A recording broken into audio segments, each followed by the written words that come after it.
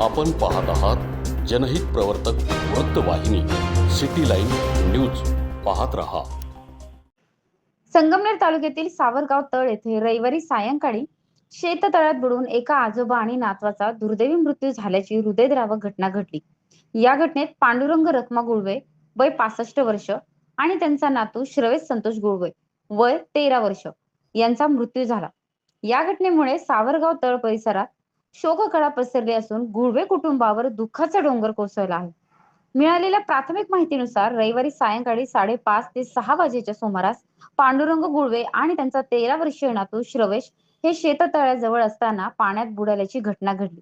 दोघेही शेततळ्यात बुडाल्याचे लक्षात येताच परिसरातील नागरिकांनी तातडीने घटनास्थळी धाव घेतली. या घटनेची माहिती संबंधित यंत्रणेला देण्यात आल्यानंतर बचाव कार्य सुरू करण्यात आले.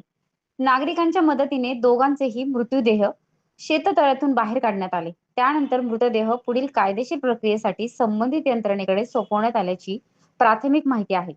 एकाच कुटुंबातील आजोबा आणि नातवाचा असा दुर्दैवी पद्धतीने मृत्यू झाल्याने परिसरातील नागरिकांमध्ये हळहळ व्यक्त होत आहे.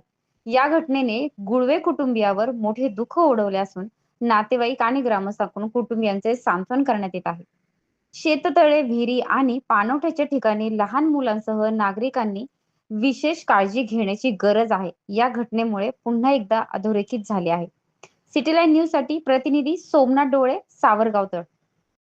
लोकांसाठी, लोकक्रांतीसाठी जनहित प्रवर्तक बनलेले निर्भीड, निपक्षपाती web portal, YouTube channel city line news like करा, कमेंट करा, सबस्क्राईब करा, बेल आयकॉनवर दाबून शेअर करायला विसरू नका.